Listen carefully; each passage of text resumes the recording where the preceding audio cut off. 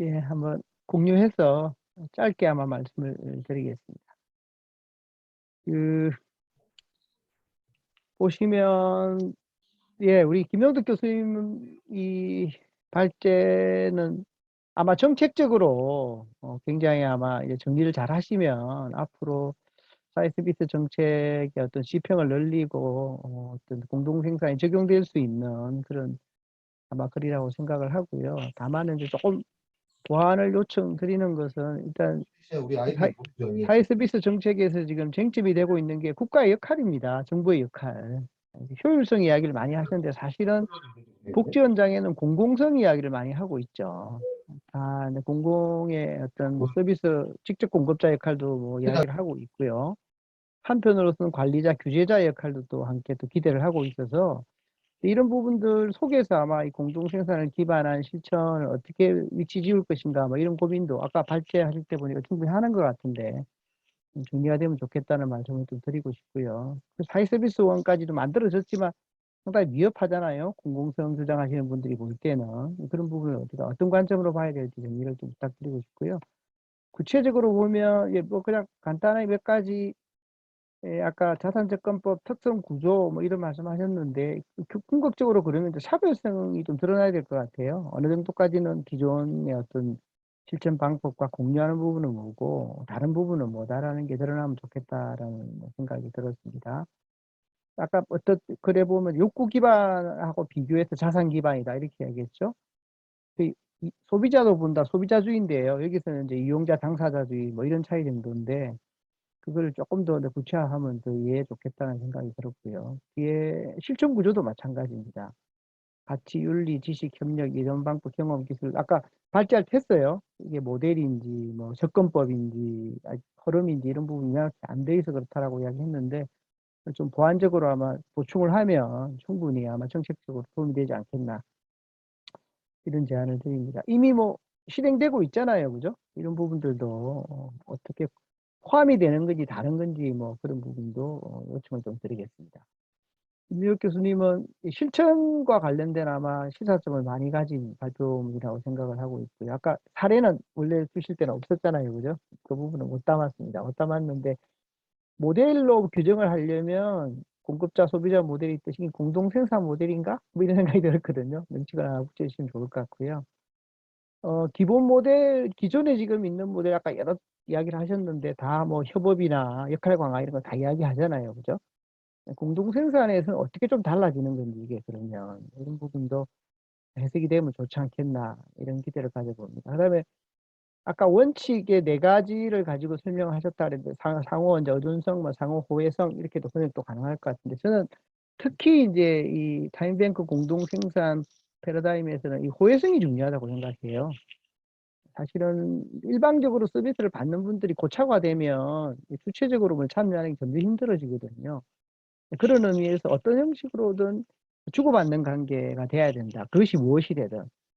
그래서 시간으로 주고받는 게 타임뱅크거든요. 똑같이 아시는 것처럼 뭐 그런 원칙이 좀 중요하지 않겠나. 그래서 고해석이라는 연구를 한 거 보면 이제 집단적 이 효율성이라고 이런 개념이 아마 그 사회를 뒷받침, 이 사회 안전, 사회 연대 의식을 높이는 굉장히 중요한 어떤 가치로 학문적으로 연구가 되듯이 호혜성 가치가 저는 굉장히 중요하고 이게 어떻게 적용될 수 있을지 실천 현장에 이런 부분을 좀 주의를 했으면 좋겠다. 제안을 드립니다. 그다음에 공동생산과 공동생산 아닌 것 이렇게 비교하셨는데 아닌 것이 이제 하나의 모델로 정립이 되는 건지 이 안에서도 이렇게 좀 가지가 있지 않을까 이런 생각이 들어서 한번 질문을 해봤습니다. 이 정도고요. 제안을 마지막으로 드리고 싶은 부분은 이제 이 공동생산이 이제 핵심 가치가 돼야 된다는데 아마 협의의 과정에서 이용자 관점에서는 참여 정도로 지금 이제 해석을 하고 있는데요.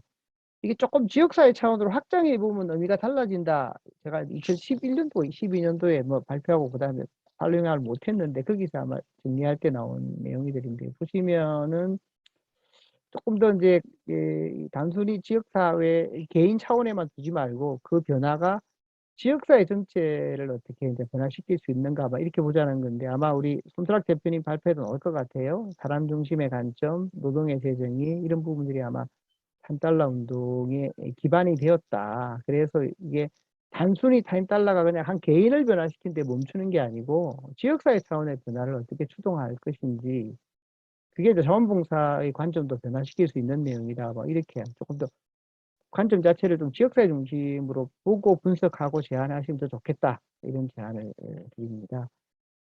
그리고 하나는 그렇게 해야 되는 이유가 아시는 것처럼 문제를 가지고 있고 도움을 받아야 되는 주체이지만 또한 그 사람이 살아가는 지역사회의 문제를 해결하는 공동주체가 될 수 있고 된다고 보는 거잖아요. 전국적으로.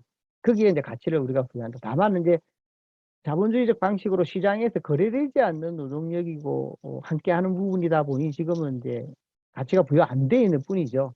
거기에 우리가 이제 가치를 부여하자는 그런 관점이 저는 발달장애인 문제든 사회적 약자들이 공동생산에 반드시 전제가 돼야만이 우리 사회가 전체적으로 이제 뭐라 그럴까 수용할 수 있지 않을까 이런 생각을 해봤습니다. 뭐 그런 내용들을 쭉 담고 있고요. 여기서 중요한 게 저는 그렇게 생각해요. 개인이 이런 좋은 게 있으니까 참여하세요. 그래서 쉽게 참여할 수 있는 건 아니거든요. 어떤 의미로든 그 개인이 조직이라는 공동체라는 게 들어와서 참여할 수 있는 기회를 제공하는 것이 중요하다. 해본 적이 없다라는 이야기를 많이 하시잖아요.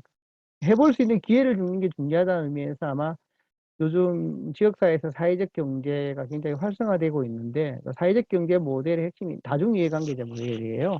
다양한 형태의 어떤 생산자, 소비자, 지역 시민 이런 분들이 함께 거버넌스를 구축하는 걸 전제로 하기 때문에 이런 다중이해관계자 모델로 이렇게 운영이 되고 있는 공동체에 우리 많은 사회복지 지금까지는 이용자라고 할 수 있는 분들이 참여할 수 있는 기회를 보장하는 게 중요하지 않겠나.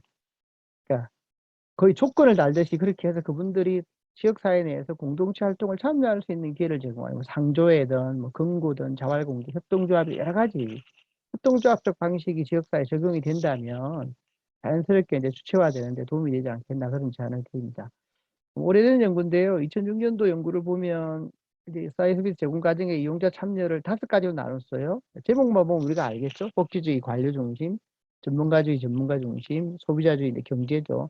더 나아가서 이제 고객, 경영주의, 마지막에 이제 참여주의라고 설명을 합니다. 참여주의가 바로 이제 이 공동생산, 예, 이제 가까운 그런 제안을 하는 건데요. 아마 이렇게 복합돼 있다고 보더라고요. 한국도 그럴 것 같아요. 아까 효율성 자꾸 주장하는 쪽은 다 소비자주의, 경영주의가 더 가까운 것 같고요.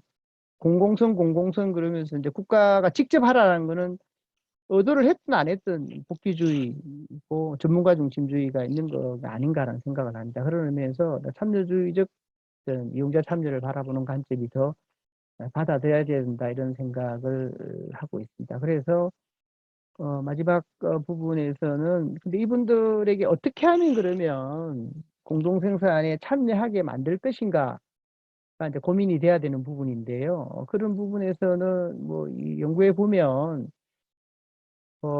어떤 동기가 필요하다는 거죠. 이용자가 참여하기 위해서는 서비스 이용자가 거기서 이제 물질적 보상, 예적 동기, 사회적 동기, 규범적 동기 이런 게 있을 수 있다라는 건데요.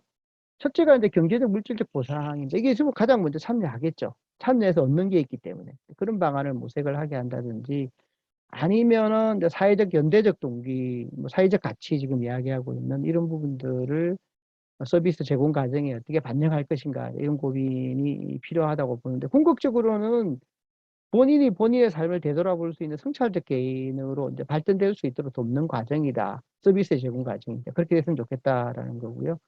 또 하고 싶은데 방법을 모를 수 있잖아요. 아까 우리 두 분 발표에도 계속 나왔습니다. 능력 부여하는, 교육을 하는 방법, 인파워링 하는 그런 부분들도 함께 고려가 교육 훈련 뭐 이런 얘기 나오고 있습니다. 그래서 제가 이제 다음번 아마 연구를 하시면은 저는 그냥 선언적으로 이런 게 필요하다 정도에 머물렀는데 이게 정책적으로나 실천 현장에 어떻게 반영이 되어서 궁극적으로 당사자분들이 함께하는 사회 장애인 복지 서비스 어떤 실체이 될 수 있을 것인지 아마 김노득 교수님은 정책 또 우리 김덕 교수는 실천 현장에 한 단계 더 나은 제안을 해줄 수 있지 않겠나 이렇게 기대를 하면서 저는 제 발표는 마치도록 하겠습니다.